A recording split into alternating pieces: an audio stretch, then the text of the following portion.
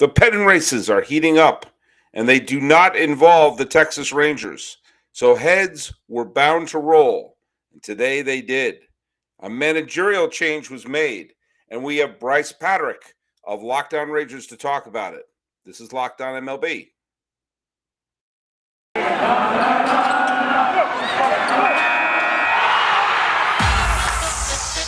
You are Locked On MLB. Your daily MLB podcast. Part of the Locked On Podcast Network. Your team every day. Hello, baseball fans. Welcome to Locked On MLB, part of the Locked On Podcast Network, where it's your team every day. This is the daily podcast. We talk about all of Major League Baseball. I am your host, Paul Francis Sullivan. There's my lower third. There you go. Where is it? There it is. You can call me Sully.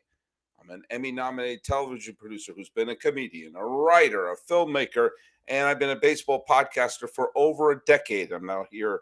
Let's see. This is 2019, 2020. This is my fourth full season on the Locked On Podcast Network. That's a presidential term. That is a presidential term. No one heard of COVID when I got started. I'm just saying. Hey, didn't mean to bring it down a little bit, but thanks so much for making us your first listen, as we're available on all your free podcasting catchers. And you can tell your smart device to play podcast Locked On MLB or check out some of the other great shows on the Locked On Podcast Network, including Locked On Rangers, which is hosted by our good friend Bryce Patrick, who, do you know what? Let's just cut the formalities, because the Rangers made a move. The Rangers had a disappointing season, but is it a disappointing season? That's one of the things I'm having a hard time, grasping my chubby little fingers around, because I didn't think the Rangers were considered to be much of a contender this year. But Bryce Patrick of the Texas Rangers show, Locked On Rangers, has forgotten more about the Rangers than I'll ever know. So I better bring him into the conversation to talk about this. Hey, buddy. How you doing, pal? I'm all right. I am also very confused, just like you, because this is a weird time to make a move and a weird move to make. And, well, I mean, this is Texas Rangers baseball. They do not make the conventional make sense move. This is a weird franchise that has always made, it's just been full of weirdness throughout my entire lifetime of following them. And you know what? This kind of falls in line of their typical weirdness. Now, I remember Chris Woodward was a kind of a utility player, played for a couple of things, played for the Red Sox for about an hour and a half. He was part of the LA Dodgers coaching staff when they went to the World Series a couple of times. And if I remember correctly, he was actually up for the Yankee job briefly in that vacuum after Joe Girardi was let go, and they weren't sure who was going to take over, and turned out to be Aaron Boone. He wound up landing the Texas Ranger job when they moved into the new ballpark and they made some changes to their uniforms. There's an interesting factoid when I read a couple of the articles about the firing of Chris Woodward, because to me, Chris Woodward is like a crouton, lettuce, something, an unremarkable dude who I'm sure is a fine baseball guy, but doesn't strike me as a manager that will someday see hoisting a World Series trophy. He is like, he makes Jim Riggleman seem exotic, essentially. He's just like, we need a human being to be the manager. Chris Woodward is a human being. I mean, I just see he's a baseball guy. I'm sure he's qualified, but it just was like, okay, it's just a generic manager. He's a manager-flavored product. But when I was looking at a stat about the 2022 Rangers, this really stuck out. And I know, we teased about this. In one run, they played 31 run games this year. 30. And have lost 24 of them. So if you think about their record going into today's game was 51-63. Okay? Let's say, I'm not even going to give them a winning record. Let's break even. Break even on one-run games. Have it be 15-15 in one-run games. That means adding 9 wins to the win column and removing 9 losses from the loss column. That puts them at 60-54, okay, which would put them 1 game out of a playoff spot and tied in the loss column with Seattle. And look at that's not saying they suddenly become dominant in one-run games. That's just breaking even, okay? Breaking even in one-run games and everything else remaining exactly the same. That means in each one of those games, if a bloop landed, if a ball trickled through, if they held one runner from scoring or whatever, in 9 of those games, they are in the middle of a pennant race right now. Legitimately. And is that the reason why he was let go? Isn't a lot of that just dumb luck? Yeah, it really comes down to a lot of luck. The Rangers got some really good luck in 2015. This one-run game thing is coming back. In 2015, they had a really it was brought up as being like unbelievable. It was just so incredible, so unsustainable how amazing the Rangers were in 2015 when they won their division and fought off the young and feisty Astros, basically the same core that they won the World Series with, except minus a Justin Verlander, which, makes a big difference. But the Rangers, I went back and looked at that record.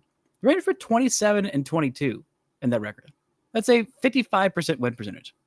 That's fine. That's pretty good. That's not like historic, but what they're doing now with like a 20% or around 20%. Yeah, no, exactly. Exactly 20% 20%. win percentage in one-run games. Like, that is historically bad. And that's not Chris Woodward's fault. And I will push back on him being a vanilla random baseball guy. He's been a pretty decent manager. He connects really well with the players. If it wasn't for Chris Woodward, there is no way in heck Corey Seager would have signed with this team. And, his first season, he did come in a year before the pandemic. Actually, my first year on this podcast network, and same as yours in 2019, was Chris Woodward's first year.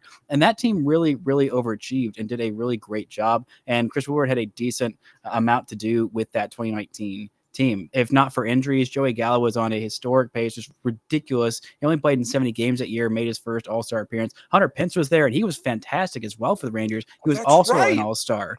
And Oh, both that's those right. guys...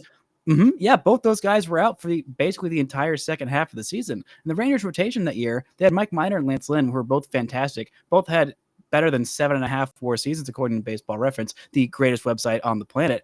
But their third starting pitcher was Ariel Jurado. He started 18 games, pitched 122 innings, and had a 5.8 ERA. There was nothing else in the starting rotation, nothing in the bullpen. The offense was kind of smoke and mirrors. Elvis Andrus had a decent season for him offensively. Rugi had a 30 home run season with an OPS around 700. Willie Calhoun had a really solid season, but again, injuries hurt him as well. There was a real smoke and mirrors team, and Danny Santana, for some reason, out of nowhere in 130 games, had an OPS of 857 and was the second most valuable Rangers position player that year, behind Joey Gallo, who only played in 70 games, and just ahead of Hunter Pence, who only played in, I believe, 90-something games that year. So Chris Woodward did a great job then.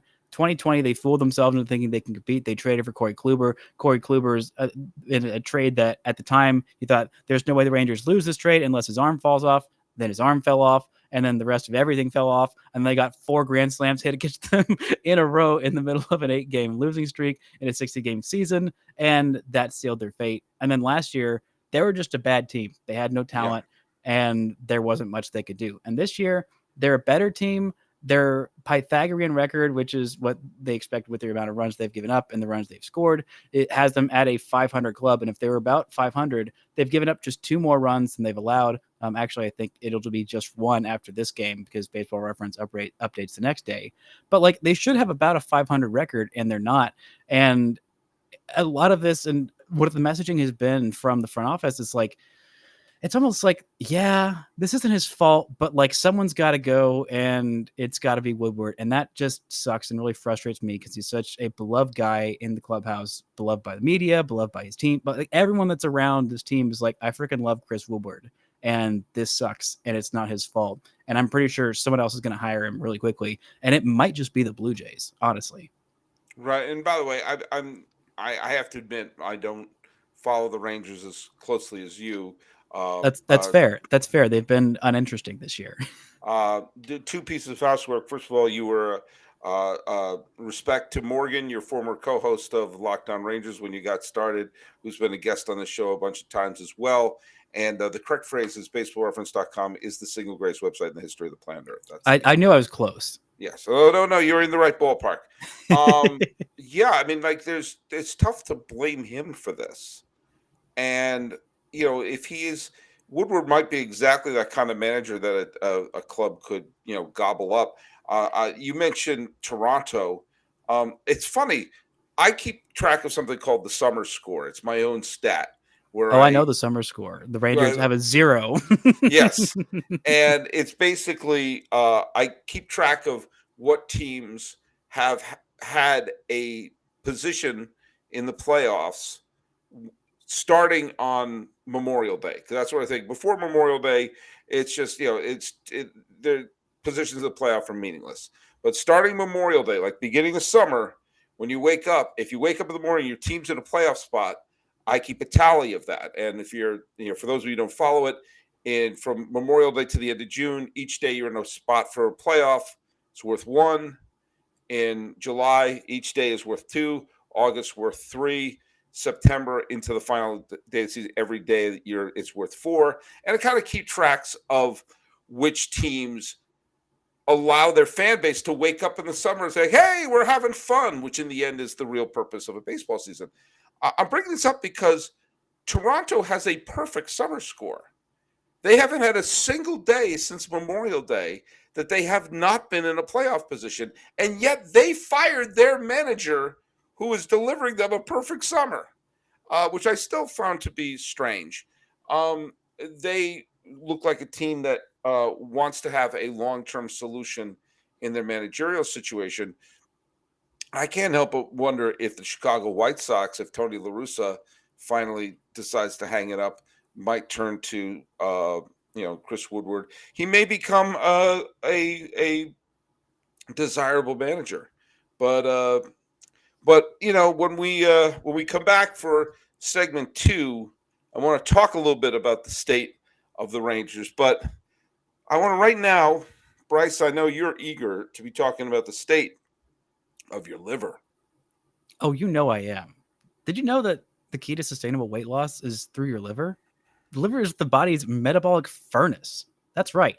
It's responsible for flushing out harmful toxins and igniting your fat-burning metabolism. Thanks to modern diets rich in unhealthy processed foods and constant exposure to thousands of man-made environmental toxins, most of us have overworked livers. But now it's easy to rejuvenate your liver health and reignite your metabolism. Thanks to Liver Health Formula presented by Pure Health Research. Liver Health Formula contains 8 liver-boosting supplements or nutrients like turmeric, beet, and artichoke extract, all of which work together to wake up your sluggish liver and turn into a toxin-flushing, fat-burning machine. No more uncomfortable digestion, no more feeling tired or low on energy all the time. Best of all, Liver Health Formula makes it easier to maintain healthy body weight long-term.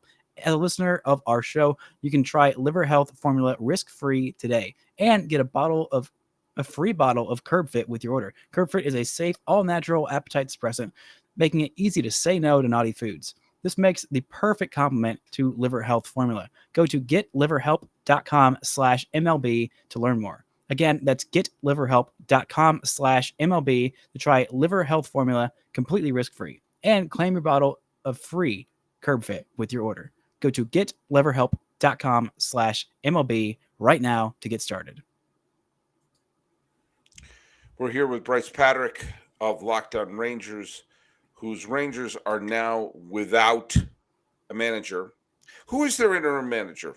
Tony Beasley. And this is a guy who I'm upset about the firing. I think it's premature. I think the timing is weird, but I think the only reason that it makes sense is that Tony Beasley is the interim manager. Now, most people don't know who Tony Beasley is, and that's fine. He's a third base coach and has been since 2015. He's the longest tenured member of this Rangers coaching staff, even before Chris Woodward. He is just an all-time. I mean, I talked about how much Chris Woodward was beloved. Tony Beasley is absolutely adored. He is the kindest, sweetest man.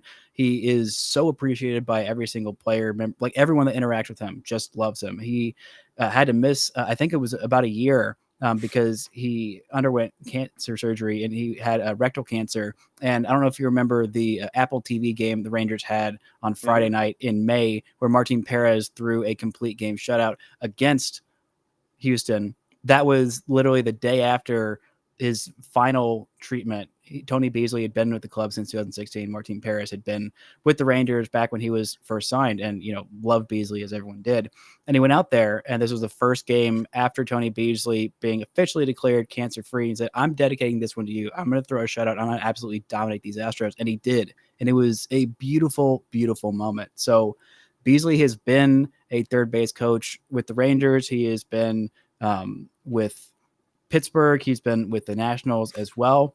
And he's a guy who, if the Rangers are going to just get a different voice in there, I think that's part of why it is that even though it wasn't Chris Woodward's fault, sometimes even if he's been the manager on losing seasons, you just kind of need a different voice. And even though the Rangers have a pretty different team than when they were terrible in 2020, and even a mostly different team from last year, sometimes you just need a different voice. And I think Beasley can be that familiar presence, but also a new voice at the helm. And they said they're going to give him a shot to look at him as the future full-time manager. And I think that's freaking fantastic.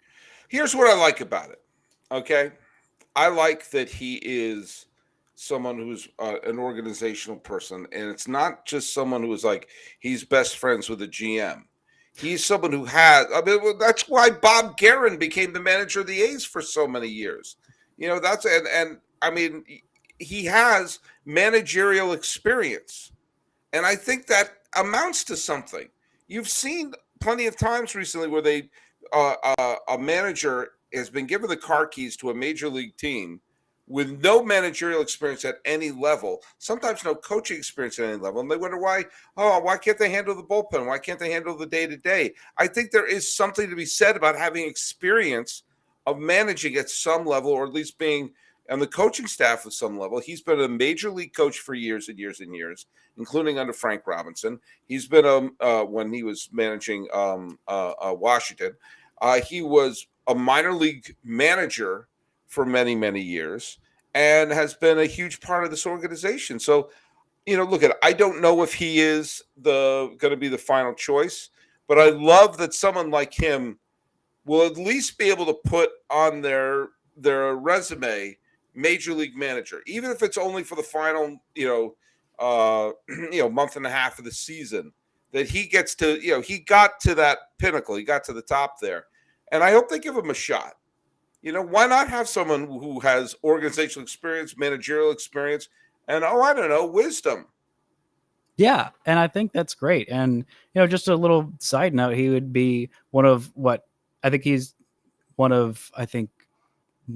two black managers in Major League Baseball. It's just him and Dusty Baker. And the Rangers, there you go. And Dave Roberts. Dave Roberts. Oh, and Dave Roberts. Okay, yeah. And half African-American, half Japanese. So okay, yeah. And then, the Rangers' most successful manager in franchise history was Ron Washington. Right. And, there's some thought being entertained about him coming back. And as much as I would love that, Ron Washington is 71 years old. And I don't think that he is going to be, whoever the Rangers get, they want them to be their manager of the future, be there for years and years to come. And as much as he is still beloved by every single Rangers fan, I just don't think that's an opportunity that's going to happen. Somebody who I think they might consider is a guy, Jace Tingler, who's the former manager of the Padres. San Diego. Yeah. He was with the Rangers organization doing all kinds of different roles. He was I believe he was a bench coach in his final year before he got the job with the Padres. He was doing minor league field coordinator things, like just working in all kinds of different places. I wouldn't be surprised if the Rangers made a run at Charlie Montoyo, the former manager of the Blue Jays, because why not? He had a good time there. And I thought before they announced that Tony Beasley was going to be the interim manager, I thought it was going to be Donnie Ecker, who is the new bench coach, who was the former hitting coach for the San Francisco Giants that won 137 games or whatever last year. And they brought him in to be bench coach / offensive coordinator. Like, they made a new title for him because they regarded him that highly, to go give him a raise and take him away from a San Francisco team that is just coming off such a great season. And we see what's happened to their offense once he left. I'm not saying it's all his fault, but there's a little bit of causality there. Well, look at line up your drinks, everybody. Time to take a shot because I'm going to say it. It's a favorite drinking game of the fans of Locked On MLB. I think they should consider one of Bruce Bochy's lieutenants. Uh, People take a shot every time I mention Bruce Bochy's lieutenants. I stand by Roberto Kelly, Hensley Mullins should be Yep. major league managers. There's They no should look at excuse. them. Yeah, no, absolutely. You know, they are intelligent baseball men who are part of several World Series champion coaching staffs. Roberto Kelly is currently managing in the Mexican League, so he has some managerial experiences, albeit not in the majors, but that sort of experience. And look, I just want to say one quick thing because I don't want to, for the lack of a better word, I don't want to make too much light about something. Like, obviously, when I do something like saying, take a shot and everything like that, I'm not encouraging people to get drunk or do anything irresponsible. But I want to right now lay out a scenario, especially involving people who may drink too much. You're hanging out with some friends, you're putting back a few drinks, a few becomes a few too many. As the evening comes to an end and people start to head out, you think of calling for a ride, but you live nearby, you can make it home, it's no big deal. What are the odds you're going to get pulled over? Even so, what's the worst can happen? What, your insurance goes up, you lose your license, you lose your job, you total your car, you kill someone. Everybody knows the risks of drunk driving. The results are tragic and often deadly. However, that still doesn't stop everyone from getting behind the wheel while under the influence. That's why police officers are out there right now looking for impaired drivers on a road to save lives. So if you think you're okay to drive after a few drinks, think again. Play it safe and plan ahead to get a ride. It only takes one mistake to change your life or someone else's forever. Drive sober or get pulled over. All right, we're here with our last segment with Bryce Patrick of Lockdown Rangers. There's no chance the Rangers are going to do something like hire a Joe Girardi or something crazy like that, right? Or I really hope not. That'd be really stupid and it would piss me off. But and I'm not saying it's out of the question because what this sign, the real sign that this points to is they're going to be heads rolling. The Rangers said this year they wanted to be more competitive, and next year is the hard deadline of they have to be competitive. They must be pretty much in the playoffs, or there's going to be even more changes coming up. It could be the end of John Daniels' tenure with the Rangers, who's been by far the best GM in franchise history, has constructed the only teams that have made it past the first round of the playoffs in franchise history, pulled off one of the greatest swindles of a trade in baseball history of trading Mark Teixeira for 3 future All-Stars, your corner franchise shortstop in Elvis Andrus, and a couple other pretty darn good trades. Looking at like that Joey Gallo trade might be an absolute highway robbery with how well the youngsters have been doing that they got in that trade. But it just could be time for a change if the Rangers don't make the playoffs next year. And this is kind of the sign that, like, hey, they're going to have to be just as aggressive as they were last year. Maybe not dealing out $500 million in contracts in 2 days, but they're going to be very aggressive, and they need pitching, and more starting pitching next year. Now, do you think they need pitching? Let me just ask you. Actually, I'm not sure. All right, cool. That's I'm playing the role of the host who's not listening to what the person's saying. What about again? Joe Girardi would be an absurd choice for a lot of reasons. Would Joe Madden be? Yeah, I think so. I don't love the Joe Madden pick. I mean, he's had success, sure, but I'm not sure how much of his success we saw what it was with the Angels, and the Angels have more talented players than the Rangers do. I think the Rangers are a deeper organization. They're a better run organization, which is not some high compliment. I mean, there's not many worse run organizations that somehow stumble into Shohei Ohtani and Mike Trout at the same freaking time and still manage to waste them. But I don't want somebody who's been, unless they're getting like literally Bruce Bochy.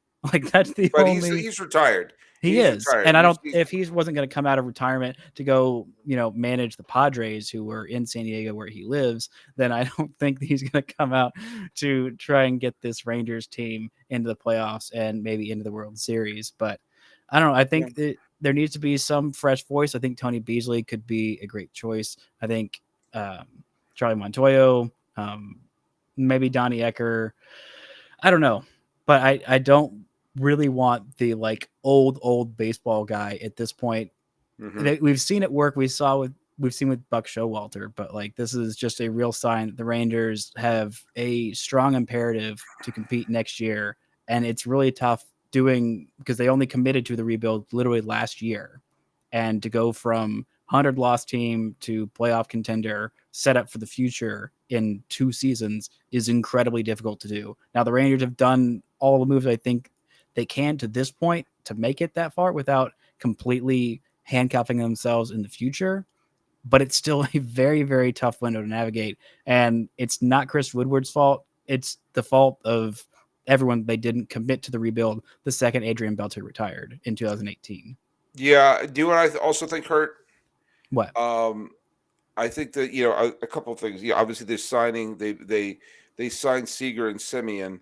I have a weird, completely unprovable theory that they threw those giant contracts their way to tell their fans, "Hey, we're trying," and then I mean, that's not an unprovable. That's a fact. That's a straight up fact. I mean, this team, 2020 was supposed to be the, hey, look at us, we're competing. We just traded for the guy who grew up here and he's won 2 Cy Youngs and he's so exciting. And we have this great pitching staff and we've got this homegrown talent, Joey Gallo, and we've got some other guys who might also be baseball players. And the offense was terrible and everyone's pets' heads fell off, and then COVID happened, and no one could even come to the stadium. So this was kind of an overdue. This year was like a, hey, look at us, please come to our fancy, expensive ballpark and spend your money. We do care about having a half decent product on the field.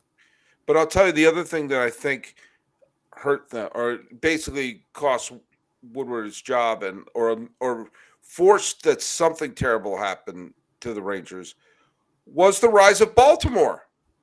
The fact that Baltimore went from 100-loss team to legit playoff contender so fast. And right now, I mean, they as we're recording this, pulling back the curtain, recording this on the night of the 15th of August. Right now, the Orioles are 1 game back in the loss column of a playoff spot.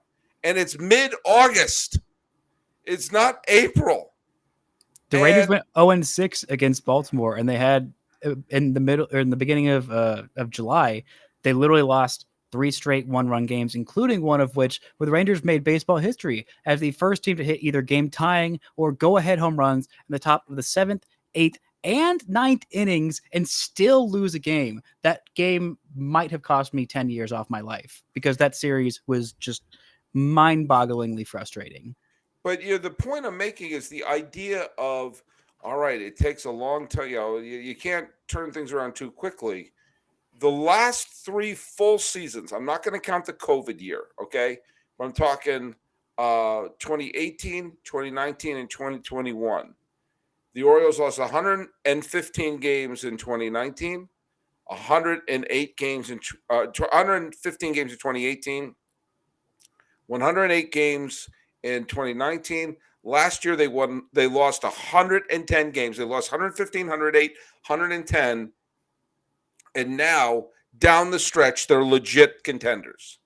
And if you are the Rangers, you can't sell to your fans, well, it takes a long time to turn around a 100-loss season. Well, it does, especially after bringing in Semien and Gray and Seager. Well, the thing is, Baltimore, granted, the Rangers in Baltimore, I didn't realize this until I just looked it up. The Rangers and Baltimore both made the playoffs the last time in 2016. It's been just as long. But the difference is the Rangers kind of floundered with mediocrity in 2017, 18, and 19, whereas Baltimore has finished last in their division every year except for the COVID year, in which they finished 25 and 35. Still terrible, but they've been flat out awful every year since then, and the Rangers haven't. And they also traded Manny Machado, which the Rangers didn't have a Manny Machado to trade. They had a And Joey they Gallo. whiffed. They Yeah. whiffed on the Manny Machado trade. The Rangers might end up getting a better return for Joey Gallo for a season and a half of Joey Gallo, who was quite frankly terrible in New York, which hurts my heart to say. But he was, and they might end up getting a better return for that than Baltimore did for Manny Machado. But look at the Dodgers record since they acquired Joey Gallo. Look at the Yankees record. No, I know. I've looked, and I've laughed very heartily. And my quick theory of why Joey Gallo stunk in New York is because Joey Gallo cares a whole lot what people think, cares just a whole lot about people, wants to make them happy because he is a good boy who I raised very well. And his family grew up diehard Yankees fans, as you know, everyone did, but like really, really diehard. He is very Italian. His whole family is very Italian. So like the Joey Gallo, like these memes, they mean a lot. And so when he didn't do well, everything just kind of spiraled and compounded. And in LA, he can just go be another guy who's just kind of there. And oh, look, he's doing great. That's awesome. He's got his friend Cody Bellinger, and he can just go hit dingers and it not be a big deal. And then he can sign back with the Rangers and be on an even better team next year. I mean, not a better team, but a not terrible team next year. That's the spirit. That's the spirit. Well, let me tell you something. And I'm going to shock people who are been throwing back shots every time I say Bruce Bochy's lieutenants. I'd like to see them give Tony Beasley a shot. I'd like to see people who are experienced baseball men in charge of a team. I think there's something to be said for that. I think there's something to be said for someone who has experience managing, has respect of the players, and is respected in the organization. And why not? Because in so many ways, if so much of the strategy and the roster construction and everything has been the property of the general manager, then the manager is really that, a manager of people, a manager of egos, a manager of basically trying to make sure that the clubhouse is secure, and someone who has everybody's respect.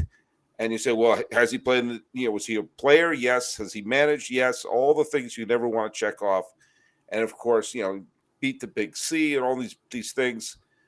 He just seems like someone you want. I hope will get a legit shot.